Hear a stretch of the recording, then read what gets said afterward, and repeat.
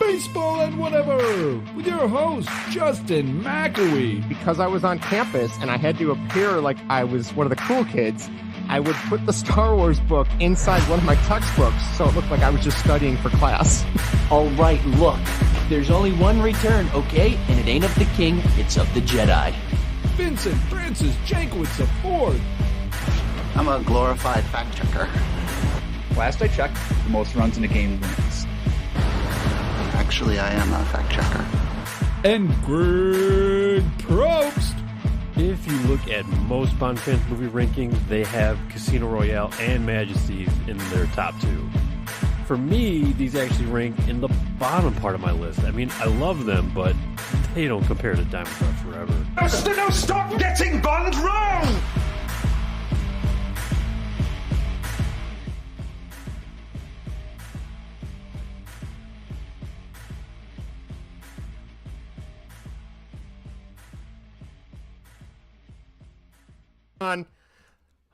Episode 65. We are ready to go.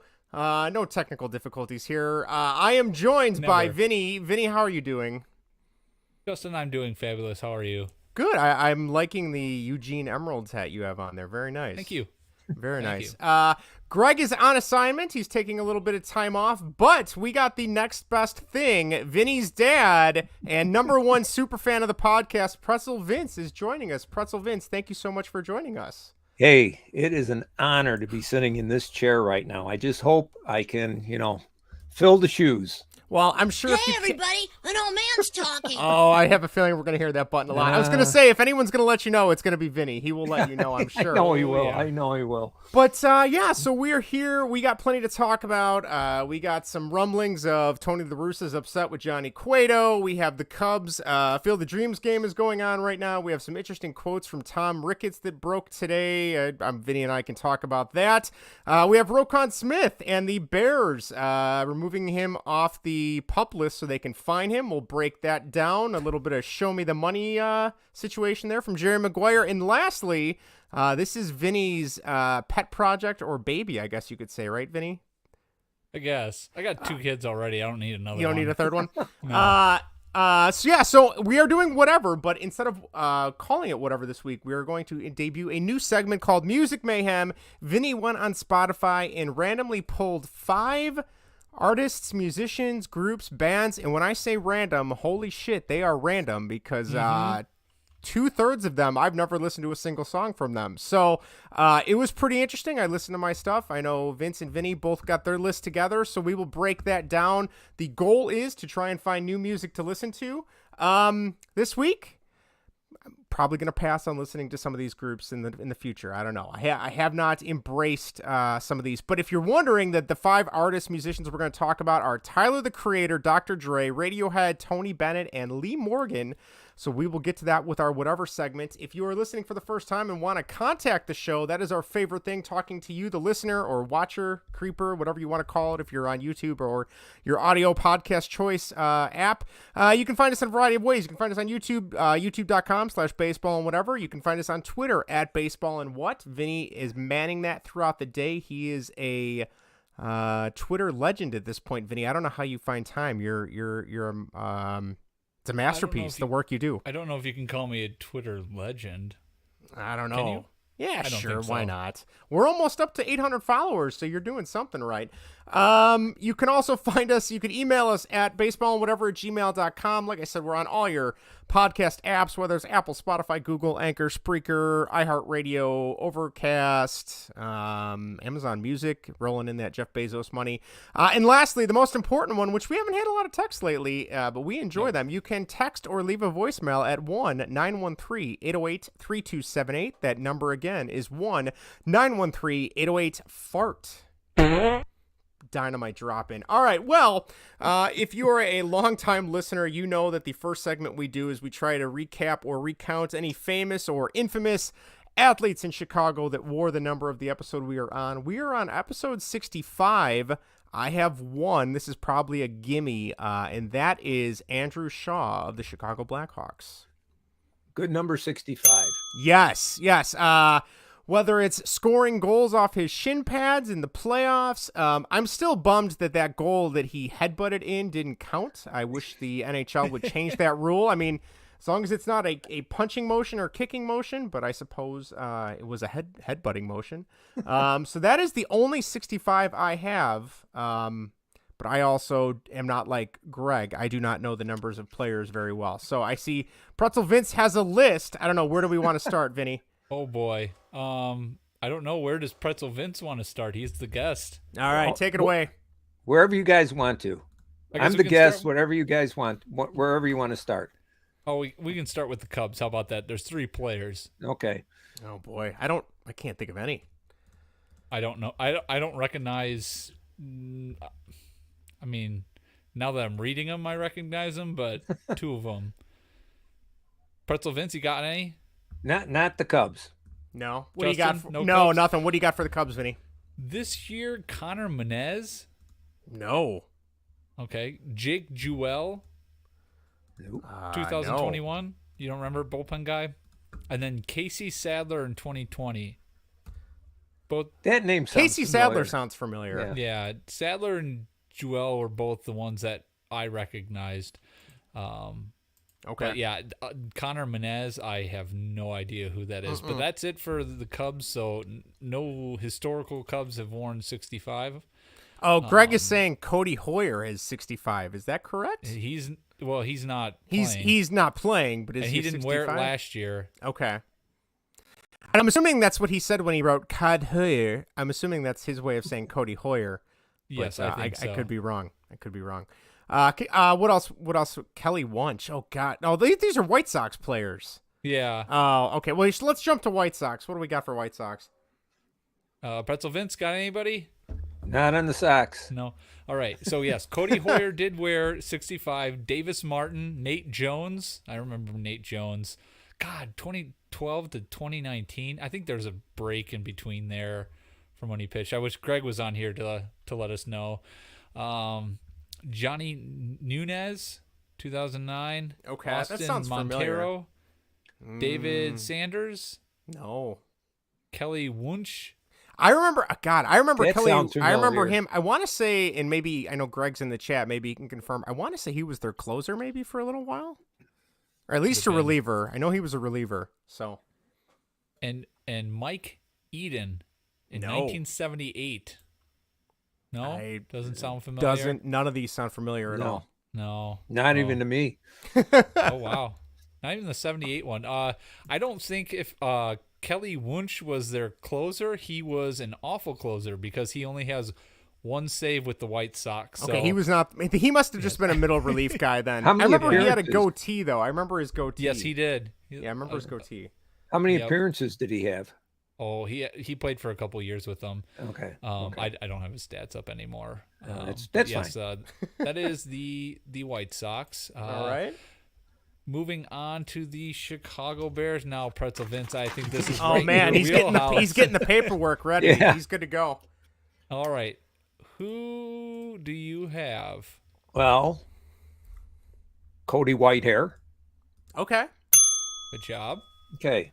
Then I kind of drop back to, kind of my era. Tom Bettis played linebacker.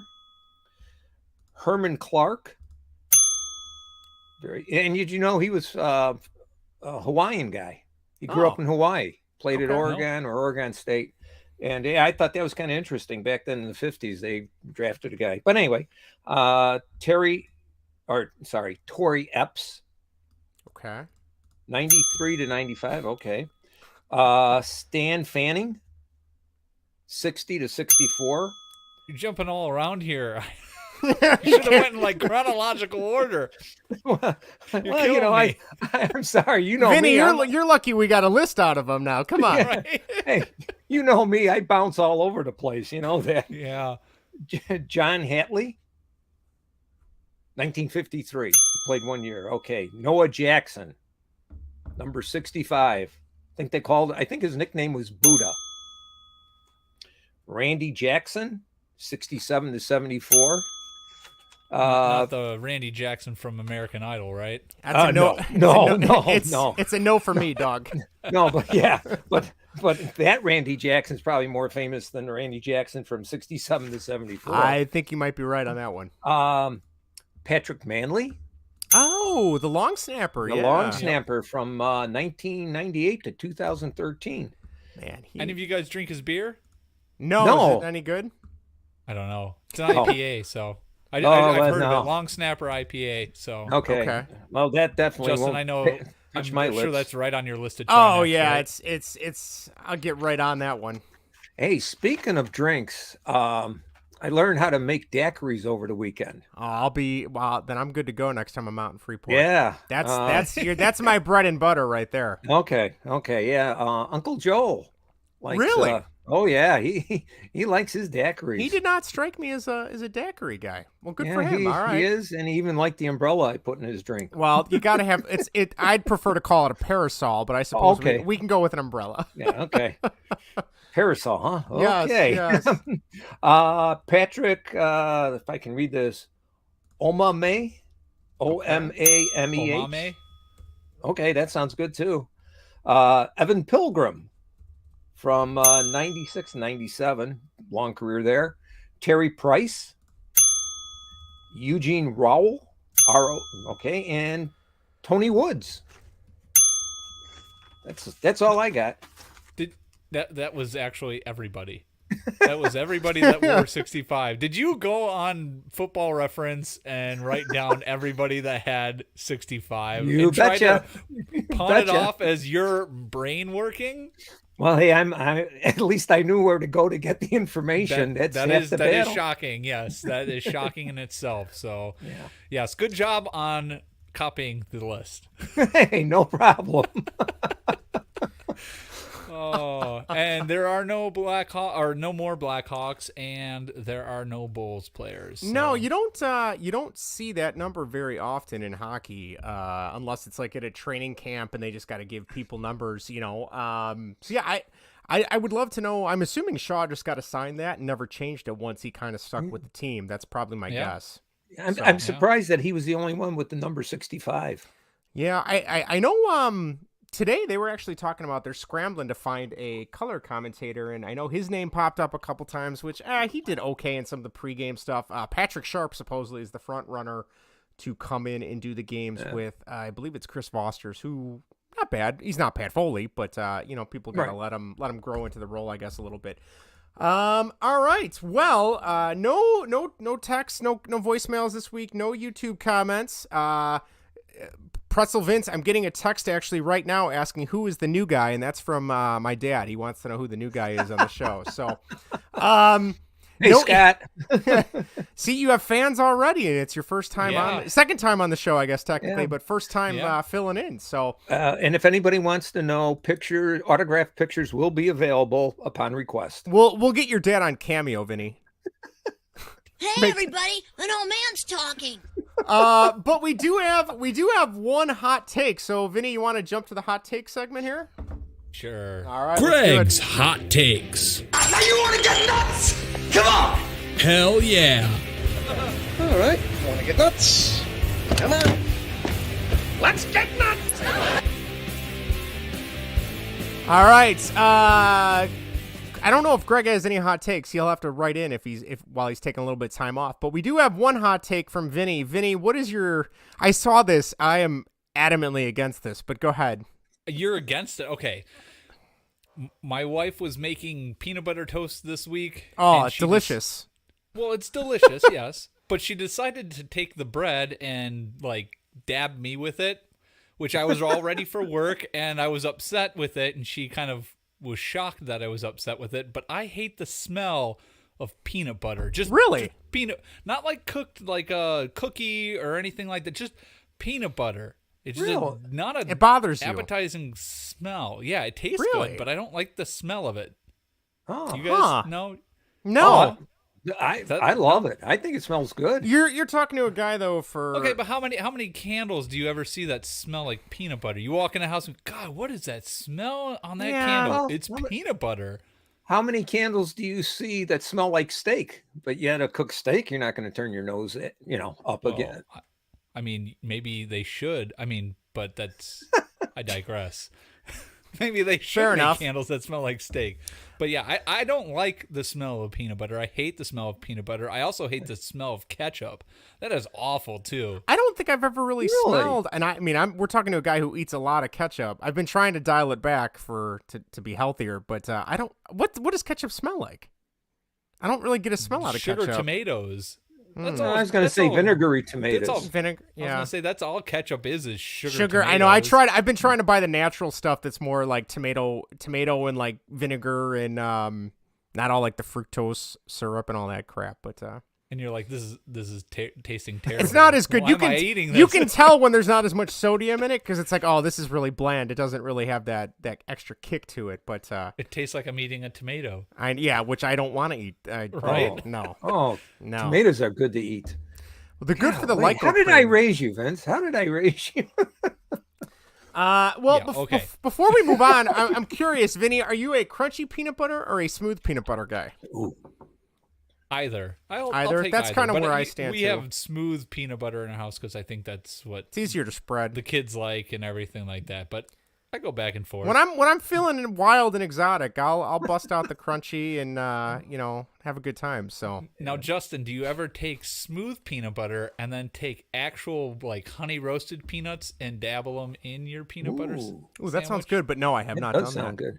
I have not done that. Well, I do that every once in a while. No, when but I have mean, some peanuts. my former colleagues and current colleagues at my new job will find out very quickly. I think I've eaten a peanut butter sandwich in like a granola bar or a bag of chips every time I've been at work for the last like 12 years. Minus like the occasional luncheon when we order food, but it's like I don't mind deli meat, but I'm very particular in having it sit. Well, I guess I'd put it in the fridge, but I'd rather go to Subway or then someone Jersey could Mike's. eat it. That's true. Like Don't Ross. want that happening. Don't want that. The to moist happen. maker. Yes, Yes. the moist maker. Any Yeah, I other- like crunchy peanut butter. I do too. I definitely have a fondness for that as well. But yeah, I'll take whatever I can get. Mom doesn't like crunchy. I found out the hard way. She doesn't like crunchy. Like she likes smooth peanut butter. That doesn't surprise me. Yeah. What, did I found out the hard way, or that she likes smooth peanut butter? Both. Oh, okay. Yeah. Fair enough. All right. Well, I guess any other hot takes, Vinny? You got anything else for us? That was That was it. Yeah, I'm Yeah. no crazy takes for me this week. No, or antiquated takes. Old takes like golf is hard. That was my hot take last Yeah. week. No, I have nothing at this point. No. All right. I'm sure something will bug me next week though. Just give me time. Give me sure. time. All right, before we get on with the rest of the show, we'd like to thank our partner In the Clutch for joining up with us here on Baseball and Whatever. In the Clutch is an awesome sports apparel company that is known for their licensed MLB, Negro League, and MLS apparel, along with great shirts to rep your favorite retro hockey, baseball, and football teams. Even better, if you head to intheclutch.com right now and check out, use promo code baseball and what, all one word, to get 10% off your order. So once again, check out intheclutch.com. At checkout, use promo code baseball and what, and you will get 10% off your order. You will not be disappointed. All right, Vinny, let's get to the baseball. Baseball. Welcome back to Major League Baseball. Sort of. Taking a look at Chicago's two favorite teams and other happenings around the MLB. All right. See, I'm getting smarter. I'm remembering to write down the timestamps as we go live, so I don't need to scrub through the entire video when I'm putting in the timestamps. There you go. It only took a year and a half to remember to do this, but anyway, all right. Let's start with the White Sox. They are still technically the better team. Better is a strong word, I would say at this point, but I don't know, where do we want to start? I guess we should pretty much start off with Tim Anderson is out for 4 to 6 weeks. Yeah, that's not good. No. Not good at all. No. Yeah, he had just had finger surgery today, and it's now 6 weeks. So that's the last report I saw. The later surgery version. today. It must have been successful, but it's 6 weeks he's going to be out, which they need him in the lineup because nobody else can hit right now. No, and even he was struggling prior to him, and it was such a weird. I know the story broke that people were seeing him fly commercial away from the team, and people were wondering what was going on with that. And then there was a bunch of stuff about some of the off the field stuff he's dealing with. I guess just Right. not a good vibe to be a White Sox fan right now. I kind of feel bad, which I know the White Sox fans don't want a Cubs fans pity, but I feel bad. This was your window, and if Greg were here, he'd be talking about how the window is slowly shutting. This year is a waste. I mean, if you're a White Sox fan, and the crazy thing is they're still only 3 games out of first. But I don't see them winning to make the division. If anything, the Guardians and the more importantly the Twins are going to fall apart if they're going to make it. But the Twins are starting to fall apart too. I mean, they're not in first anymore. It's the Guardians that have taken over. Now. Yeah, and so I thought it was funny. I was watching a lot of CHGO and our buddy Herb, and he even said, he's like, I wish they would just put me out of my misery. Either make a run or keep losing so I know we're done. Because this going back and forth where they win a few games and they get close, or they get just over 500 and then they lose a couple games and then they fall apart again. It's like, it's killing them, and I don't know. I can't imagine. Let me throw this question out. If the Sox do win their division, are they really going to go anywhere? God, no. No. I don't think so. To me, I mean, anything's possible. But... Right. And it's the old adage, you just get into the playoffs and anything can happen. Which, if they had injuries and they're putting the team back together now and they're starting to win, I'd say, yeah. But just looking at this as a casual fan, if they win it, I just don't see it. They can't seem to beat the teams that they're going to be playing in the playoffs. No, you nailed it. You nailed it. So I just look at it, like the one gentleman you mentioned from Chicago saying, hey, just put me out of my misery. I agree with them. At this point, just shoot the horse, and let it die. It's like, this is, you're just toying with sense I don't want to say like compare it to the Cubs, but it's this sense of like this buildup. Like for me, it reminds me of like the 2017 season. Like, oh man, we're gonna come back. Maybe not repeat as Cubs fans, but we're gonna come back, and you have this huge core, and even then, like they got to the playoffs and they just kind of like the Sox last year against the Astros. They got in, and before you knew it, it was over. So. Greg writes in the chat, he says they can't beat the teams that won't be in the playoffs either. So that could be a problem too. You need to beat the bad teams to get to the good teams. But I don't know. And then you factor in, Vinny, I don't know if you saw this quote that broke from Tony La Russa this morning about Johnny Cueto.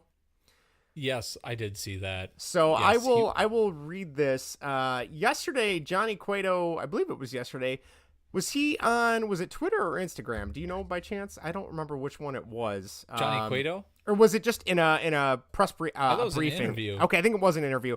He said, let's see, where's it at here? No, hold on, I just lost it. But pretty much just that he's kind of worried about where this team is going, doesn't see a lot of fire. Here we go. It says he questions their fire. We need to be more aggressive. We need to show more swagger. We can't get comfortable. We need to go out and play hard and show what we can do. We need to fight. We need to show the fire that we have, if we have any, which I think is kind of the damning part of the quote. Granted, I know this was done through a translator, so maybe something could have been lost in translation too. Sure. But this led to Tony La Russa, who at this point, anytime he opens his mouth, was he awake? He was awake, or somebody was working him like a ventriloquist puppet. I don't know where their hand was, but his quote was, let me get this here. It says, I think it's a curious statement, La Russa said Thursday morning before the Sox closed out an 8-game road trip with a 5-3 loss that dropped them to 500 for the 21st time this season. It's better to be discussed within the family. If there's a problem, we'll straighten it out. I heard that he said that, and I was surprised he said that. His opinion is welcome, and it also carries weight. The guy is experienced. I'll ask him about it. I don't know. I mean, I feel like it's another one of those unwritten. Well, is it an unwritten rule about keeping things in the clubhouse? I don't know. I mean, do you guys have a take on this that kind of jumps out at you? You should keep stuff in the, if you're going to start ridiculing your team, you really need to keep that inside. Mm-hmm. There's ways to say things, like, hey, we're struggling right now, or whatever. But to come out and say, I don't see any fire. He's not and the interesting thing is, this isn't the first guy to say that. Right. There have been other rumblings about, we just don't have that fight, that fire in our belly, as they always talk about in sports. So, first, yeah, it should stay in the locker room. You can say certain things, or you can say stuff off the record, to the reporters. But, for the most part, yeah, keep it in the locker room. That's what a locker room's for. Just my opinion. Yep, I agree with that. Yeah, but I just don't see. I mean, I feel like this is like every month a player's coming out and saying, "Oh, we just don't have the fire. We got to come out, Right. Wanting it more and stuff like that for the Sox." Every month it's somebody new saying that. It's the same old story. It's the same 500 baseball playing. It's pathetic. I don't know what needs to change. Obviously, Tony's not going anywhere unless he, happens to drive himself off a cliff or something like that, which could happen. But yeah, I don't know, what needs to happen. New hitting coach. I know people have been talking about that they should get a new hitting coach. I don't know if that's going to change anything. Because as Cub fans, we heard that with the core, right, Justin? That, the new hitting coach, that was always a person on the chopping block. Oh my God. The hitting coach would go, they bring a new one in, and nothing would change with their style. These guys are grown men. I think they already know how they want to hit the ball.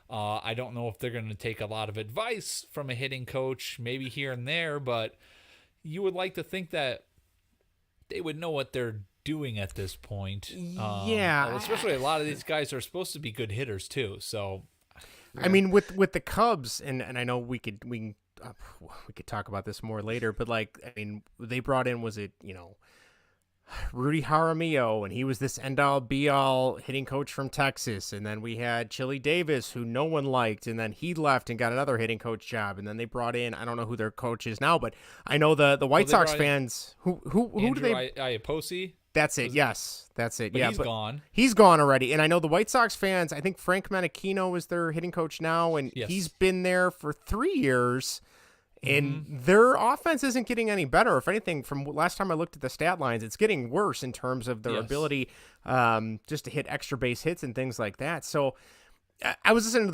to the score on the radio on the drive to work. It was today or yesterday, and they said, the hitting coach is like the if you want to get into sci-fi, like your Star Wars or Star Trek, it's like your deflector shield, right? When everyone's attacking, they're the deflector shield. When the offense isn't going good, they're going to get the first hits. And then, at some point, the deflector shield goes down. In this case, they jettison the hitting coach because they let him take the fall. But then if nothing changes, then you're looking at the manager, you're looking at the GM. Like, there's a pecking order. And I know from listening to the radio and reading online, like The Athletic and stuff, people are starting to turn on Rick Hahn as GM too. Just in terms of not doing anything at the trade deadline, and we don't know what's going on behind the scenes. I mean, really, this is Tony's team, right? Like, I feel like Jerry Reinsdorf has given him carte blanche, and Rick Hahn is just along for the ride at this point. And I'm assuming he's getting his orders from Tony. Could be wrong. Maybe it's not. Maybe Kenny Williams is still having something to do. I don't know, but it's not good. It's not good all around. Looking at things that are being written about the White Sox, it seems like Rick Hahn is, like you were just talking about, the hitting coach. He's the guy that takes the bullets, right? Yeah. It seems like that's all if it's Kenny Williams or if it's Tony or whoever, it's just like he's the front man. And I feel bad for the guy because it doesn't seem like he can do what he wants to do. He's being told what to do.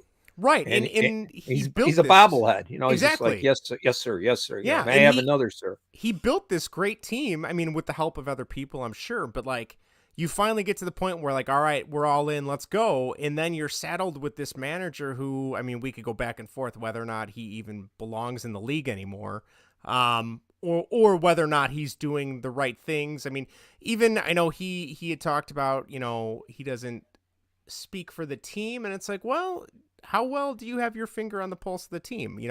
My curiosity is piqued when, yes, this is the stuff that comes out. What's being said in the locker room? Like, is this stuff coming up? Is this a point where Johnny Cueto is like, you know what? I've talked about my experiences in the clubhouse. maybe he's reached a few people, but the younger guys don't really give a shit. And this is okay. You know what? I'm going to say something in the media because maybe this will get your attention for better or for worse. Not saying that was the right move, but maybe there's something there. I don't know. It's just, it's weird. I really feel for the White Sox fans because I think in our prediction show, we all picked the White Sox to win the division handedly. Yeah. I mean, like that was a done deal. So, yep. Do the White Sox have any clubhouse leadership? I know Jose Abreu is said to be a pretty positive leader in the sense that he also leads by example a lot. From what I've heard, he's not necessarily the rah-rah kind of guy, which... And maybe that's what they need. Yeah. They need a guy like, and the guy that pops into my mind is Ozzie Guillen. A guy like that would call you on the carpet in the locker room. Yeah. And, wouldn't back down, and 64 years following sports and everything. It seems like guys that lead by example, they're okay, but they need the guys that are, lack of a better term, rah-rah, or the guys that are going to get in somebody's face and say, hey, you better shape up or else. It's like you hear about player coaches. Oh, the players just love the coach. Yeah, those teams usually don't do very well. Right. So, so looking at looking at as a casual fan, I just look at it and say, do they have any leadership in that locker room? And I don't mean by example. I mean a guy that's going to stand up and say, you know what, I screwed up. I'm taking ownership, and you better take ownership. And I'm going to hold you accountable too. Exactly. I mean, not granted, it's different sports, but I think of like in hockey for the longest time, the captain of your hockey team wasn't always the best player, but he was the guy that had been around, had a lot of experience, and was willing to tell people what they needed to do. Whereas now, starting in like the last 15 years, the captain is usually the best guy on the team who is more leading by example, which, I don't know if that necessarily works. But I almost feel like you said, Vince, you need that guy that's going to be the rah-rah, hold people accountable. And then you can also have the guy that's going to lead by example that people can look to. But if I think you need both. You can't have... You could probably have the one that's going to hold people accountable by himself, but just to have the guy that leads by example by himself only, you're going to have some problems down the road, I would think. Something came to mind. This is different sport, but the Green Bay Packers under Vince Lombardi, when Vince Lombardi took the Packers over back in the late 50s, they were a horrendous team. So they ended up drafting Paul Hornung, Heisman Trophy winner from Notre Dame, great football player.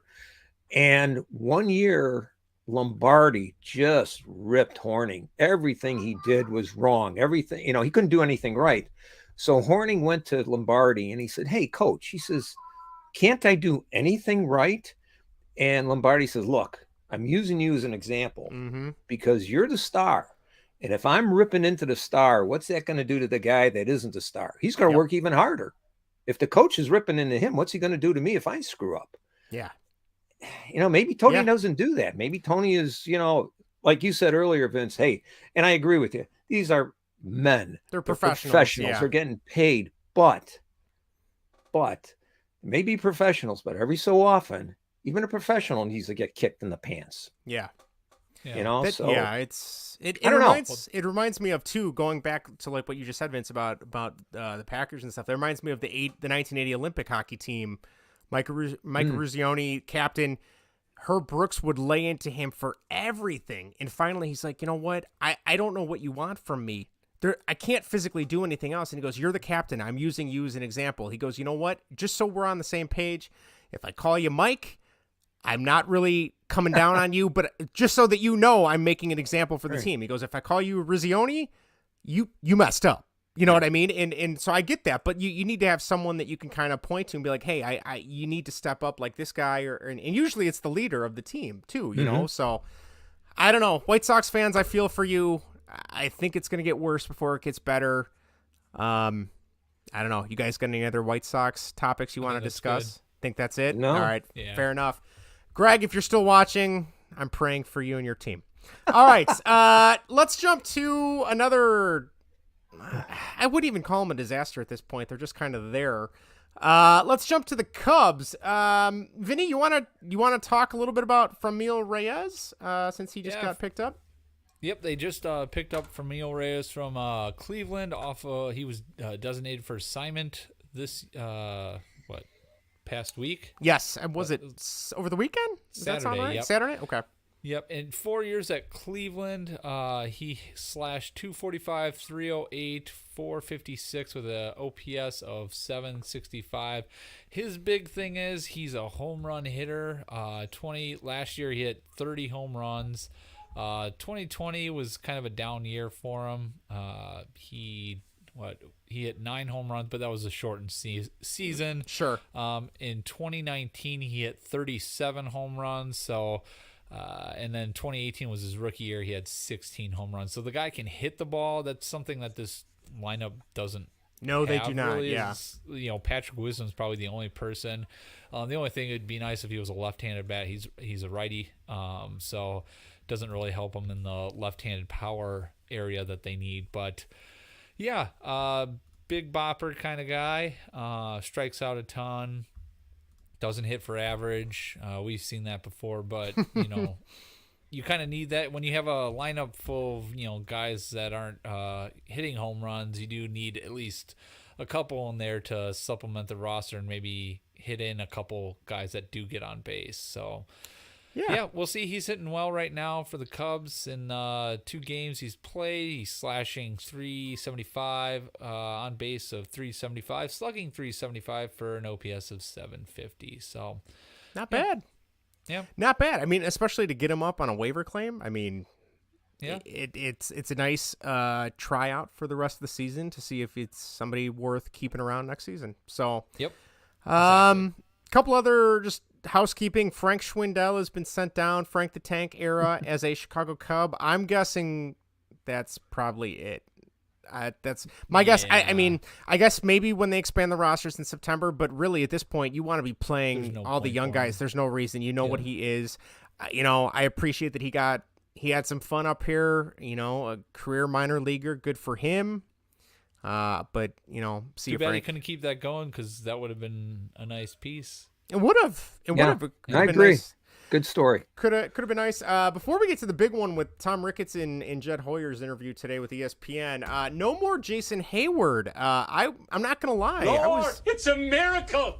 I was kind of shocked. Yep. Couple things here. This is from ESPN from Jesse Rogers. He'll be forever known for his speech, I should say, during the World Series. He's 32 at this point. Jed Hoyer was quoted as saying, "We want to give him the full offseason to be able to go out and find an opportunity. We'll go our separate directions at the end of the year." He's been on the injured list since June with a knee problem. At this point, I'm starting to wonder, is it, hey, we're putting you on the injured list. If anyone asks, you have a knee problem. Or is there maybe there's something to it. I don't know, but I can appreciate what he's done for the team. As much as I want to blast him for his offense and what he wasn't, what we thought he would be, his defense in right field is stellar. He had a heck of an arm throwing people out, and depending on how blown up the speed that the World Series speech is, they won a World Series. So I mean, I can't be too upset. I know someone I was reading online was complaining about just his signing and what a disaster it was, and someone's like, yeah, but he was a part of the World Series team. We got a World Series. So if he contributed it to any which way, whether it was making a great catch and winning a game or something like that, it got us a World Series. But to the Cubs' credit, I am shocked. I really thought they would have been too cheap to eat this contract. I don't know what you guys thought. I agree with you. That's all I kept asking Vince whenever we talk about Jason Hayward. It's like, well, how much do the Cubs owe this guy? Mm-hmm. Because, it boils down to economics. Do I get rid of this guy and I'm going to pay him X amount of millions of dollars, or do I keep him on the team and get something out of him until, so yeah, in fact, I had to read that headline 3 times to make sure that I was reading it right, that they were actually going to part ways. I was like, holy cow, I can't believe it. So maybe he does have a bad knee, He could. And they just decided, you know what, this guy's not performing. He's got just go rehab yourself, get ready for next year. And, good luck finding a team. I was just surprised. Really. Yeah. Was. Hoyer went on to say, he said, we felt like it was the right thing to do given where we are as an organization. He doesn't like it, but he understands where we are. I think it's been a bit frustrating the last year and a half. Yeah, I mean, during his 7 years, he slashed a .245 batting average, a .323 on-base percentage, and a .377 slugging. So for the amount of money he was making, going back to that economics piece, you're not really getting value there. Right. Even when they signed him, I mean, he was a pretty big free agent, He was. Yes, he was. But I feel like he took less money to come with the Cubs. He did.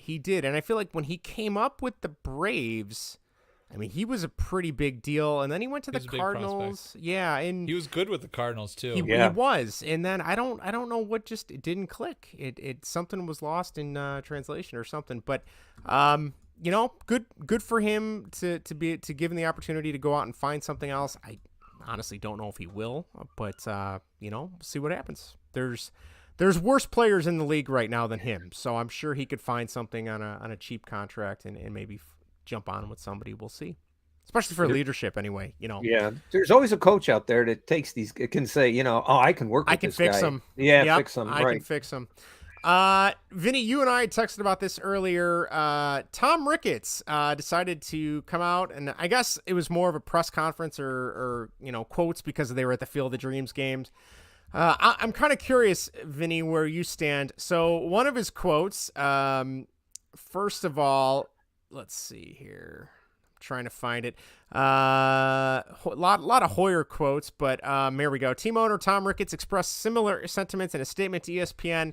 I'll be the first to acknowledge this is not the type of baseball Cubs fans deserve. Our decision last year to move away from Cubs players who brought us a World Series title was tough, but we have a plan to return to the championship contention by building the next great Cubs team around a young core of players augmented by free agent signings, and we are making progress.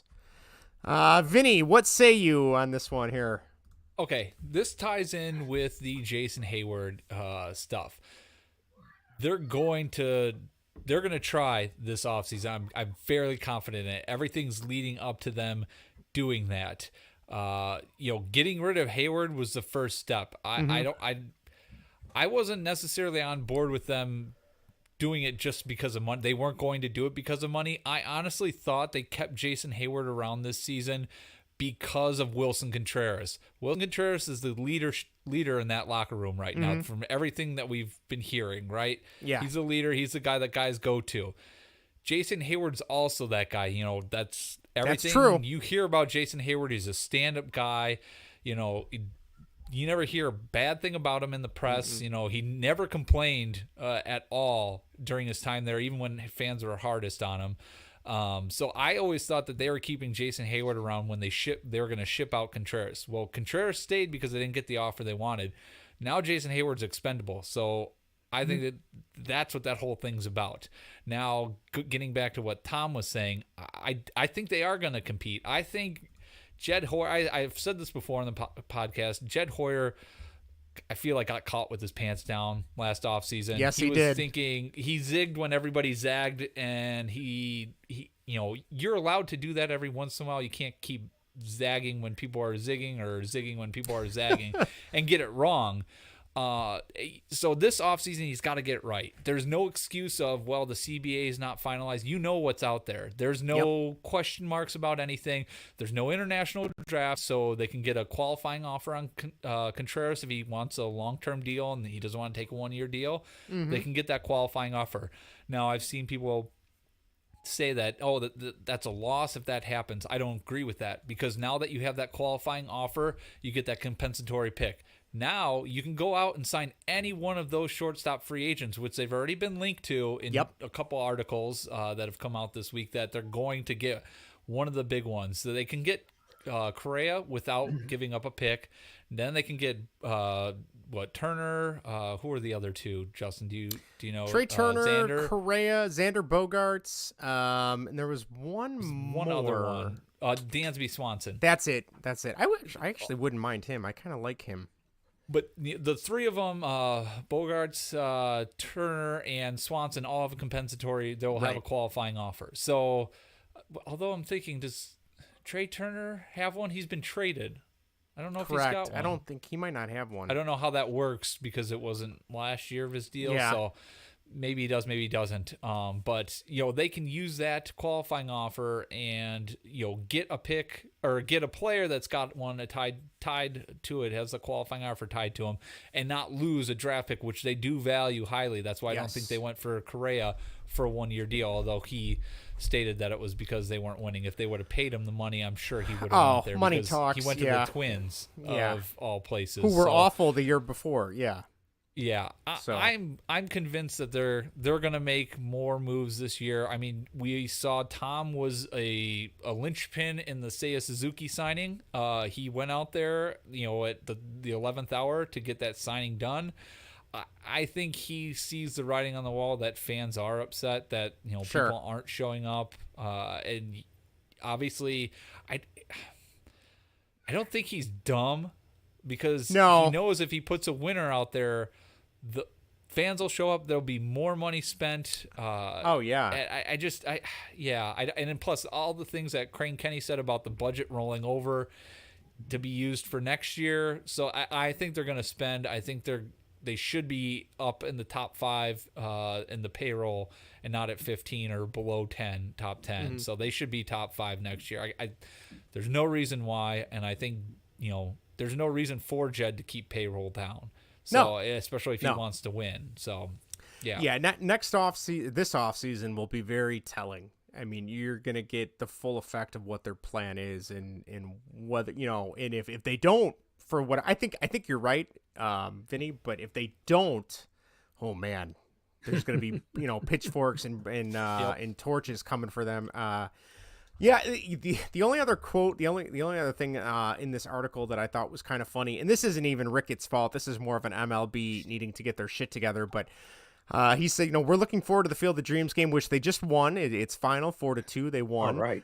Cubs fans are the best in the world, and this is a well-deserved experience for them, especially for our loyal Iowa fans. They're loyal Iowa fans that can't watch the game because of blackout issues. So, and since they're not on a superstation anymore like WGN, and but I digress. Just me slamming the Marquee Network again. Yes. Oh God, don't even get me started. All right.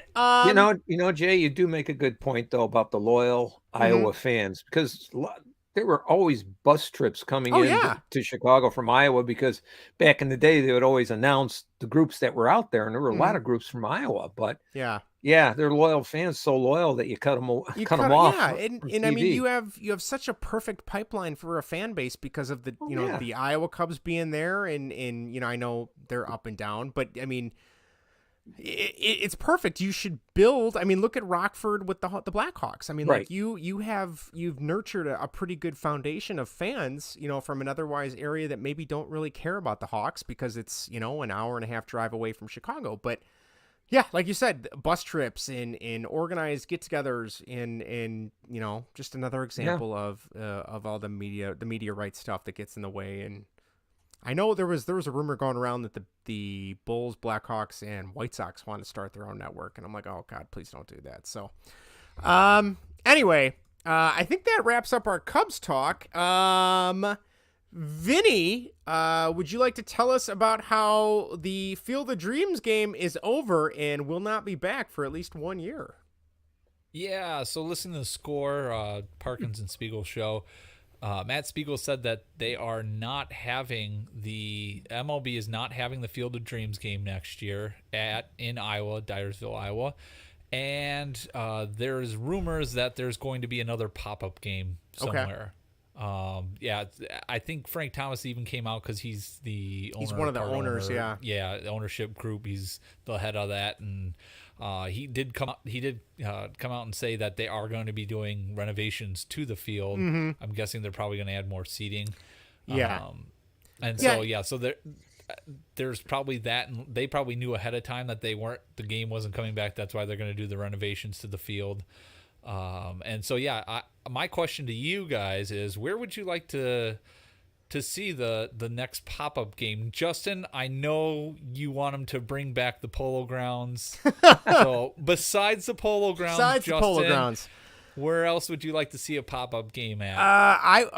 You know what? I think they've leaned so heavily into the Field of Dreams. And when I first heard they weren't coming back, I was thinking this was some like malicious, the MLB couldn't reach a deal with the Field of Dreams people. But like you said, it sounds like it's more just trying to renovate and add more fields. I know they said they're going to be constructing a lot more Little League fields so that they can have more Little League stuff, which is incredible. Like, I know not Cooperstown. Is it Cooperstown that has a Little League World Series? I think so, yep. I'm sure they wouldn't want to give that up, but I mean, that would be so cool. Granted, I don't know how hard Field of Dreams hits for a newer generation of baseball players, but for me, 2 right off the bat, I want a Sandlot game. I don't know, make it look like some crappy field near a junkyard, or something like that. I want with the dog out in left field. Give me the dog over the field, jumping back and forth, and then like. This is my idea is instead of having the All-Star game, because to me, I do not like most All-Star games, you make a Sandlot game and you let the players pick their teams, and then you do something else to kind of wrap people up in it. I don't know. The only other thing I could see is I want a Cleveland-Milwaukee game with Bob Uecker doing the call for Major League. Okay. I don't know how you could make that special because Milwaukee, I think that was filmed at County Stadium, if I'm not mistaken. I think the first one was filmed in Milwaukee. I could be wrong. I thought it was filmed at County Stadium, and they had to remove all the Bernie Brewer stuff, but that's long gone. So I don't know how you do that. Or someone said, let's do a Rookie of the Year game where you have the Cubs and the Mets, similar to the movie, and you can have some kid come out in a cast throwing the ball. I don't know, some crap like that. I don't know. That's the only ones I could come up with. Vince, do you got any others that you could think of? Well, I don't know what I was doing last year, and I missed the game last year, but this year I was watching it for the first 4 innings, and then my granddaughter voted to watch Encanto or something like that. Encanto, yeah. Yeah, Encanto. So that went off. But sure. Watched the first 4 innings, and it was just awesome. It was like, you were back in the day when they were in the 1900s, early 1900s. You saw homes in the background. You saw trees in the background. If they want to play it somewhere, play it in a upper A league baseball stadium, a small stadium in the middle of homes, Beloit, wherever. I'd like to see that. That'd be kind of neat. In fact, I was thinking they should play the All-Star game there in the Field of Dreams. I thought that would be cool. And and you have the players wear their 1900 uniforms. I love the vintage throwback or whatever you want to call them. Yeah. The uniforms they did this year were really good. And the uniforms last year were pretty good. I mean, the Yankees uniforms last year looked pretty similar because they don't ever change anything. They haven't changed. No, but the Cubs uniform looked great. The Reds one was pretty cool. I thought it was neat that they continued the pinstripes on the batting helmets. I've never really seen that before, but I guess they didn't wear batting helmets back in the day, so that would have just been their ball cap. No, but, they didn't. Yeah. I think the All-Star game there is a great idea. I mean, they really have I feel like Major League Baseball doesn't get many things right, so they kind of, whether it's through dumb luck, fell into this or figured this out. Someone came up with it, and they need to run with it. The only thing I would caution them on is the Winter Classic. When that started with the NHL, that was such a big boom, and it was January. I mean, as a hockey fan, it was like January 1st. That's what I'm doing all afternoon as I'm watching that game. And then they kind of shot themselves in the foot because then they had all these other games that were outside. And it's like it kind of watered down the excitement for that one game, So I would just say if you're going to do something special, keep it to maybe 1 or 2, 3 tops a season, just because then it loses that specialness or that pomp and circumstance. I don't know, whatever you want to call it, but that would be the only thing I'd caution them on for sure. Yeah, no, I agree with you. Yeah, should only do it. I think not even 3. Just leave it at one game because I think that's the way to go. I know one year.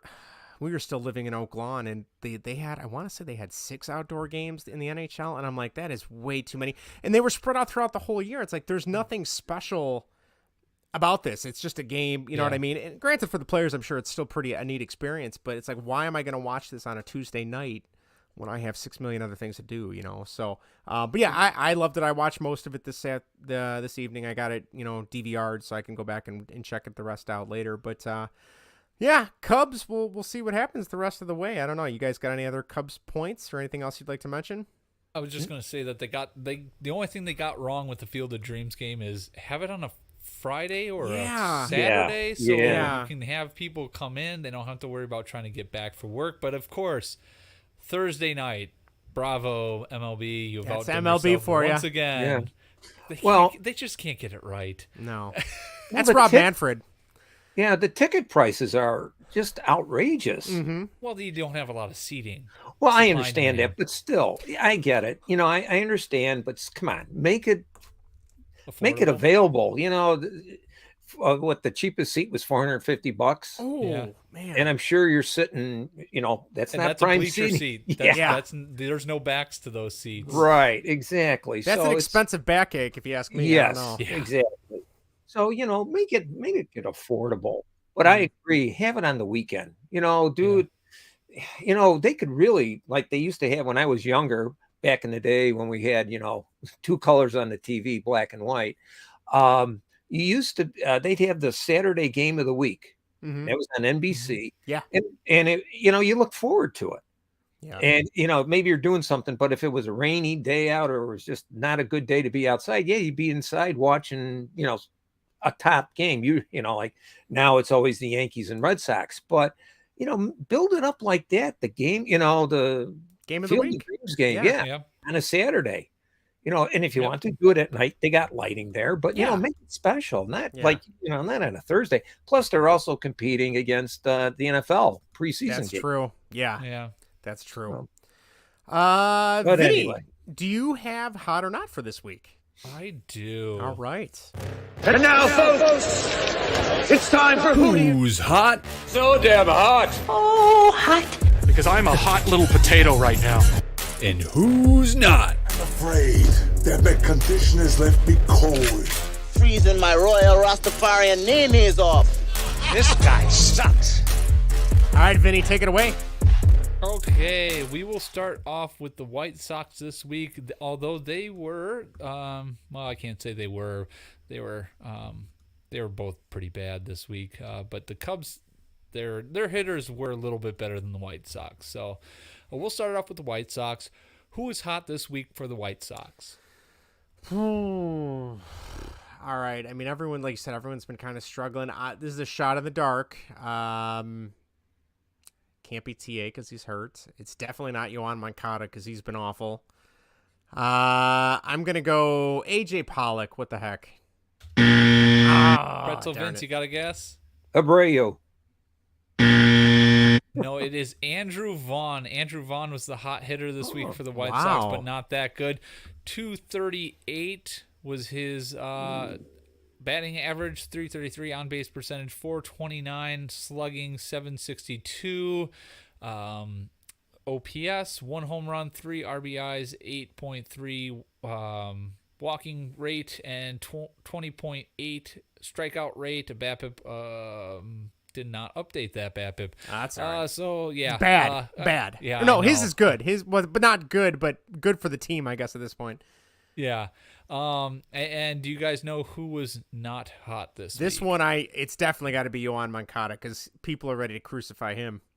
That is correct. There you go. Good job, Justin. Thank you. Yohan Moncada was not hot this week. He had a 120 average, 179 on base, 320 slugging, 499 OPS, 1 home run, 4 RBIs, 7.1 walk rate, 35.7 strikeout rate. So better than last week, which was 40, but still not great. Good. No, and his BABIP was 133, and his weighted runs created plus was 33. Okay. Moving on to the Cubs, Pretzel Vince. I'll go to you first. Who was hot this week for the Cubs? Hold on, he's got to get a dart and throw it at the dartboard here so you can see who he hits. Contreras. Justin. I'm gonna say Nico Horner feels like he's been hitting everything out of the park lately. That is correct. All right. 2 for 2 right now. What You're can on I a say? winning streak here. Nico Horner was hot this week for the Cubs. 370, 393, 481, 874 OPS, 1 home run, 4 RBIs, 3.6 walk rate, 7.1 strikeout rate. BABIP of 375, and a weighted runs created plus of 146. Now, Pretzel Vince, who was not hot this week? Their third baseman. Oh, Patrick Wisdom. That's Patrick who I was Wisdom. going to say. No, Justin. All right, well, if it's not Patrick Wisdom, I'm going to go with Seiya because he's having a rough go again.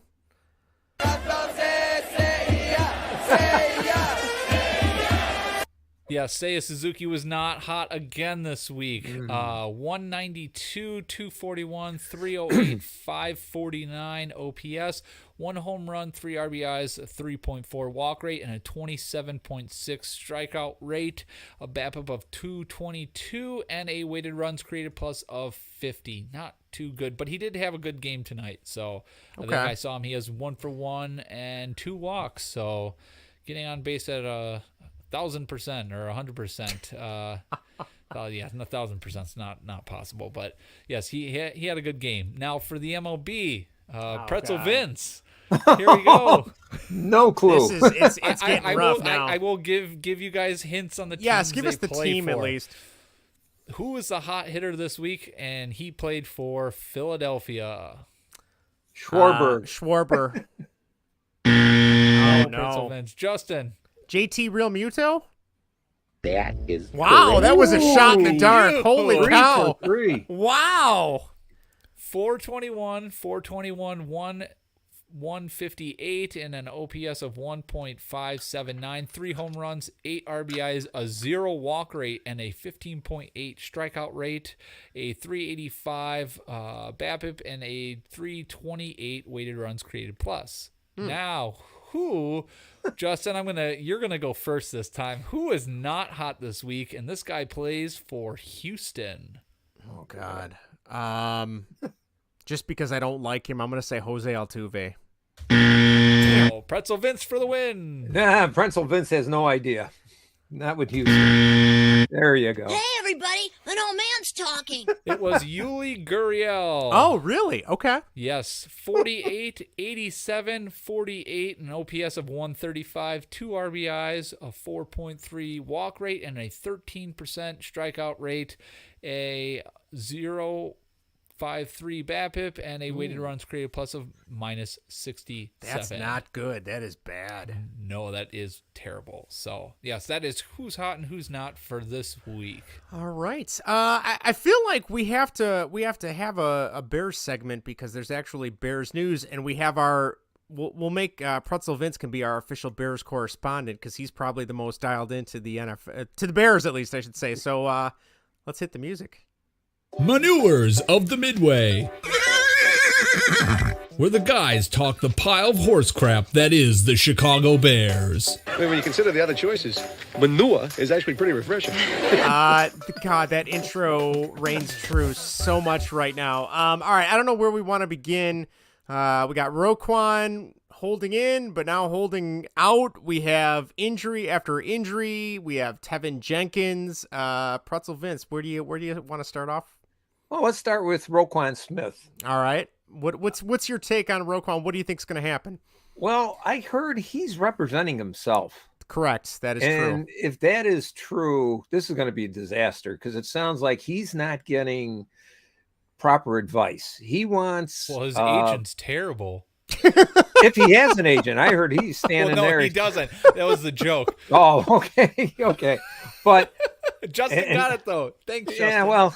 I got you, Vinny. I like Roquan Smith. I hate to see him go, but he wants all-pro money, and he's been a second-team all-pro. Yeah.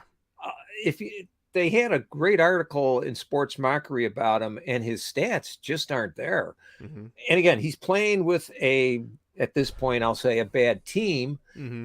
And okay, you can be a superstar in a bad team, but then when you go to a good team, you could be very average. And he doesn't seem like he wants to set the standard for linebackers. $100 million, I think, is what I heard. Yeah, something like that. And it's like he doesn't have the stats, right? And you get paid for your performance. So, and in any job, you get paid for your performance. So, again, if I'm not performing and my boss says, hey, you're going to get a 1% raise, and I'm going to say, hey, I want a 5% raise, I better have the documentation, the statistics to back that up. To argue your point. Yeah, he doesn't. From what I understand, they want to pay him a good salary, but again, it's not anywhere near what he wants. And I can't fault when I was younger. It bugged me a lot, but I can't say I fault NFL players for at the final year holding out, because just it's not a guaranteed contract, and if they get hurt, they're out. So I totally get that, and I was happy that he at least showed up. Granted, he's not playing, but I'm assuming maybe he's sitting in meetings and things, or at least he was maybe.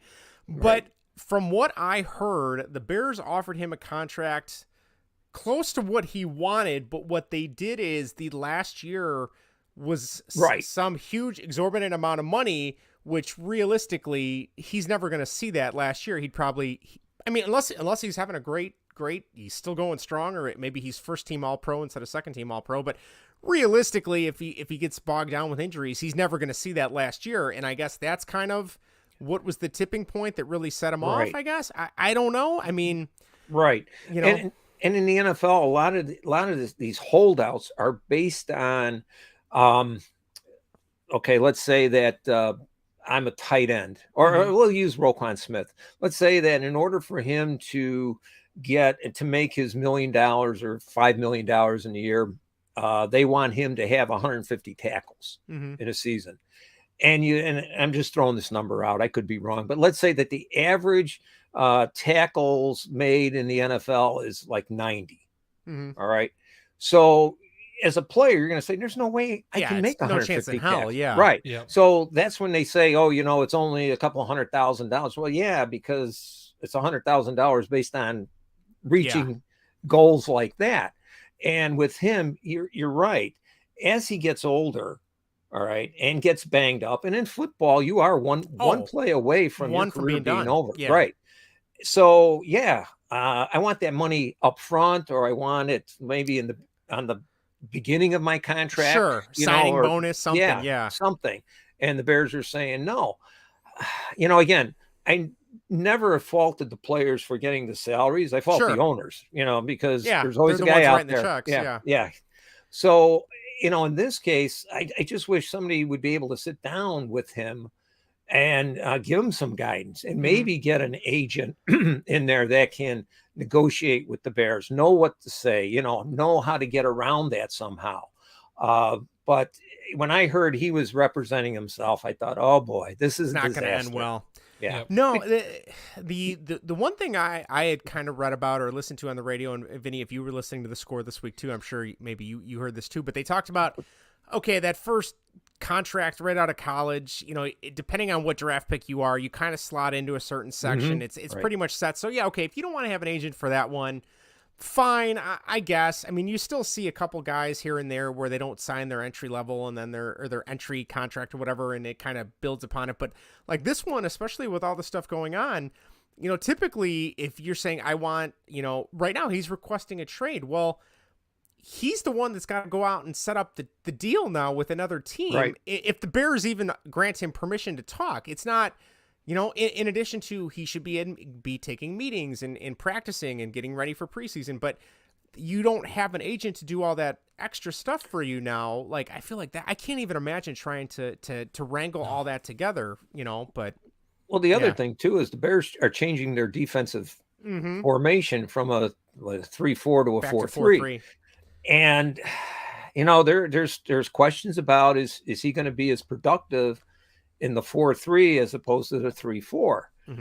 They say, well, he's an athlete. Well, okay, that's all well and good, but athleticism is only going to get you so far. You still need to have something between your ears.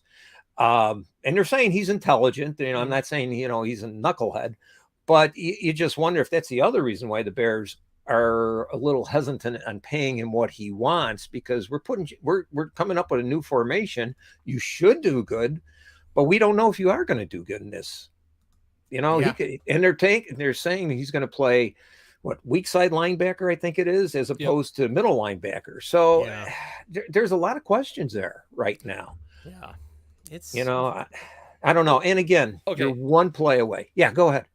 I was going to say, okay, NFL players with 500 tackles, 10 sacks, 5 interceptions in their first 4 seasons. Mo Lewis, Ray Lewis, Brian Urlacher, Levante David, Darius Leonard, and Roquan Smith. That's the list. Mm-hmm. He's good. He deserves to be paid, and the thing is, he shouldn't set the market. I agree on that. He shouldn't set the market. He's not the best linebacker in the game right now, so he shouldn't be paid like that. But I know one thing that came out from this whole thing was Ryan Poles met with the media the day that Roquan Smith leaked that letter or put that on Instagram or I forgot where it was, but which was uncanny for. I mean, it's surprising to see a Bears GM do that with Ryan Pace for the last 7 years. He would have been hiding somewhere in Hallis Hall, and you wouldn't have been able to get to him. That famous gif of him looking around the corner, and then backing away. Yes, So that was very refreshing to see. And even he stated, he goes, "Well, I thought we were progressing somewhere, and then this letter leaked. Like we planned on re-signing him, so I don't know why he's requesting a trade. Like he was caught off guard, and he pretty much said that they wanted to sign him." So, I mean, this all comes down to going back to he probably should get an agent because his current agent is giving him terrible advice and is not doing a good job. Vinny, he doesn't have an agent. I know. Come on, Justin. Sorry. No, I think you nailed it. We'll see. And I mean, I feel like he kind of called the Bears bluff by leaking that he requested a trade, or whoever got that information. I don't know off the top of my head, and then the Bears, counteract that with saying, okay, well, you were on the PUP list, so we didn't have to fine you. We were trying to be nice. Well, now you're, if you don't show up, you're going to lose a lot of money. I think it was it $500,000 if he doesn't play at all until the first week, or $500,000 per week. I'm sorry, not $500,000. Oh God, was it $500,000 per week if he doesn't play? Which is $500,000, I guess. But yeah, it's a good fine. Yeah, good I mean, change, so. Heck, I would gladly, for one week of work, I would gladly take one that. hit. I don't know if you said we're gonna let I don't know, Joey Bosa tackle you for $500,000. Where do I sign? Go ahead, hit me. Like you may never get up again. I might not get up, but well, do I get to see it coming? Can I? Am I? Can I be like where you're kind of loose, like in a car accident? It's supposed to be better if you don't see it coming. Yeah, just curl up in a ball in the fetal position. I'm gonna be like that kid in Little Giants with the giant foam wrapped around him. Yeah. Hey, I have a question. Sure. The people that he's in that group of people making 100 tackles, big names. Did all those linebackers play the same formation? Like, you start out in a 3-4. That's where you played your whole career in a 3-4 or a 4-3. Brian Urlacher played in a 4-3 his entire career. I'm pretty sure Ray Lewis played in. Did.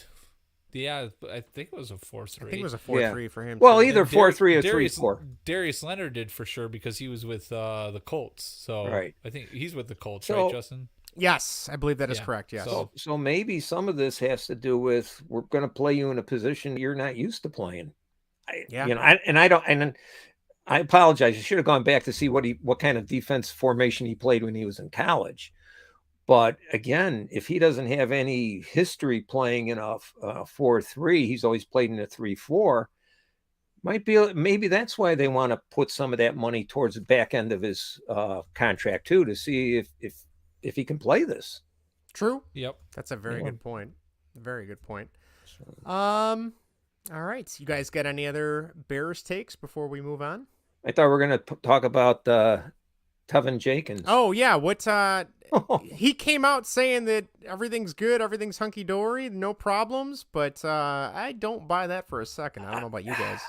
He's back out there. He was practicing. So, was he actually injured, or I don't know. There was a lot of rumors going around about his mental state. Mm-hmm. And I don't mean that the guy's depressive, or, he's battling depression or anything, but it just sounds like he may have an issue taking criticism. Mm-hmm. That's kind of what I found too. It sounded like. And I'm sorry, in professional sports, that's just comes with it. You're going to get criticized. None of the coaches claim that. I mean, this is all media speculation that we're hearing about Tevin Jenkins. None of the coaches, none of the players have said any of that. I honestly think it's probably a nagging injury that he's got right now. And I hope so.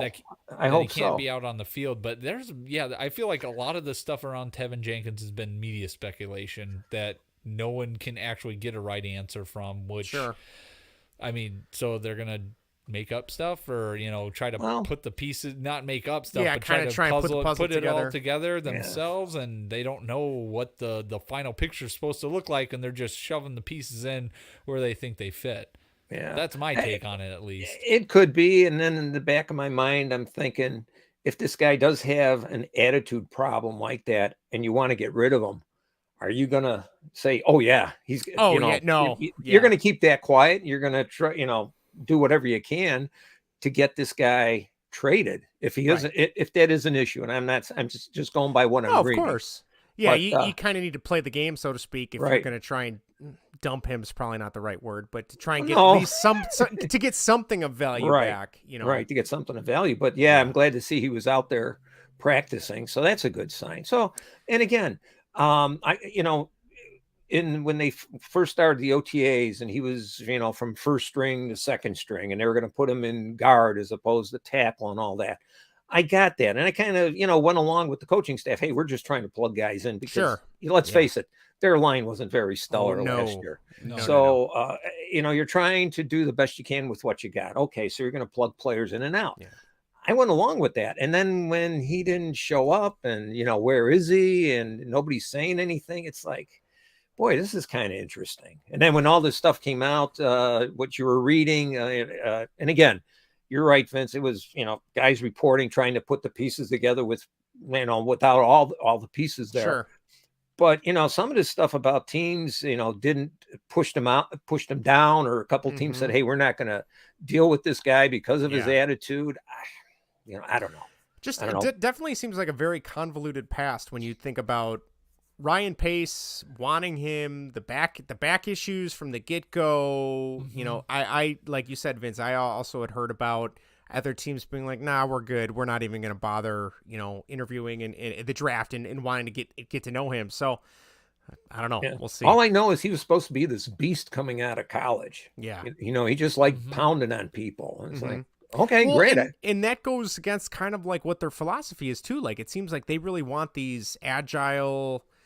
Granted, as a lineman, I feel like you need to be big, but it seems like there's a move right now with the management or with the coaching staff to be like, hey, we want you to be able to be mobile and agile, and we don't want some just hulking beast of a guy just to push people around. At least that's what I've kind of been getting at, but I don't know if that's the case. But I think when it comes to football, you want guys to be, I'll say, light on their feet, not quick on their feet, but light on their feet. You still want that big, beefy, fat guy to start pounding the defender, especially late towards the end of the game, that these guys are just so beat up they can't stop the run, and then you can run the ball. Same thing on the flip side, on the defensive side, you still want that big fat guy in the middle to clog the middle up so you can't run the ball. Right. So certain things. There's always the basics in all sports. You look at certain positions. And you got to have these guys, whatever sport it is, you got to have XYZ type of player, because that's the fundamentals of the game, and as much as they try to pass the ball and everything, what do they usually say when you watch a game towards the end of the fourth quarter? Man, now they got to pound the ball. They got to pound the ball, take time off the clock. And if you don't have big, beefy guys to do that, angry guys, you're going to be throwing the ball. And we see what happens when teams throw the ball. Clock stops, gives the other team more time. So, Oh, well, it's almost upon us. The Bears. Saturday, first preseason game. The Bears pending debacle, pending shit show. I don't know what. I don't know what. Who knows? Maybe they'll surprise us and things will be great. The pending Justin Fields gets killed. No, I was trying to think of something positive. Oh, Justin. sorry. Come on. His first step to glory. Yes. Yeah. First step towards Canton. There you go.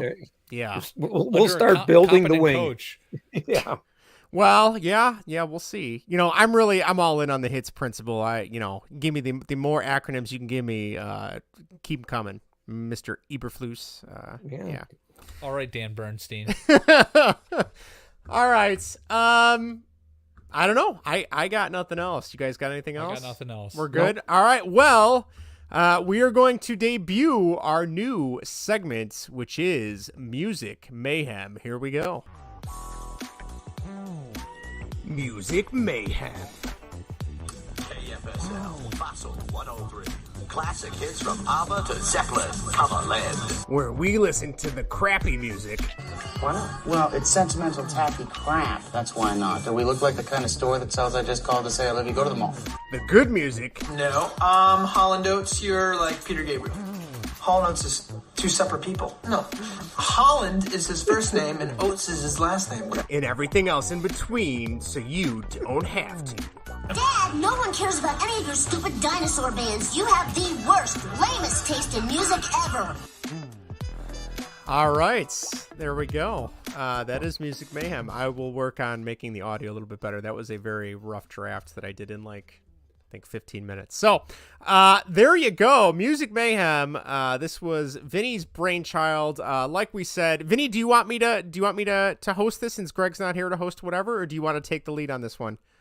Sure, I'll give it a whirl. Look at you! Yeah, Take it away. Okay, so this is Music Mayhem. I did create this just out of, I don't know, sitting on the can. I don't know where I was created. Fair enough. Where we nice do all music, our great Justin. thinking. I thought this was going to be a different segment. I was going to have to start taking off my clothes with that jazz music. That jazz. playing. I was looking for something. Deep bass. I think I searched sultry to find that lick, if you will. Yeah, that was some sultry music, I will There you say. go. But yes, this is my brainchild. This is going to be us. Kind of a Slime 5 type of spin-off. It's going to be 5 random artists. This is not taken actually from Spotify. Oh, I'm sorry. That's okay. I found a website that does random bands. Oh, got it. And I will be honest, what I do is I go on the site and I click it 5 times just to kind of randomize it. And I will say 1 through 4, the first one and then the 4 clicks later, they were all really good bands. And then I landed on 5, and then I was like, who are some of these people? Yeah. But yes, this week we landed on Tyler, the Creator. Yikes. Dr. Dre, Tony Bennett, Radiohead, and Lee Morgan. Justin, I hope you listen to a lot of Tony Bennett and not Frank Sinatra. They're not the same? No, I know. I did. I found myself in Tony Bennett's Christmas music for quite a while. I'm not going to lie. I knew you would be there, Justin. I told you that. You did. That You called it. enjoy You called it. Tony Bennett's Christmas music. Very sultry as well. It was very sultry. Okay. I think, Justin, I'll let you go first. But first, I want to hear your rankings on the artists from worst to best, I guess. Now, are we talking just as a whole, or are we talking just about the songs? As a whole. Just okay. we're not ranking the songs. We're only picking our favorite songs from that artist. But rank up this list from least favorite to favorite. Okay. I'm going to go most favorite to least favorite, Radiohead, because Radiohead's a band. I actually have some of their albums, and I listened to them in high school. Second, I'll go Dr. Dre, just because there's a handful of Dr. Dre songs I like, and I know Erica would probably hit me because of his collaborations with Eminem. Tony Bennett, I guess, just because... he's got his Christmas music. His Christmas music, and some of his other stuff was pretty good.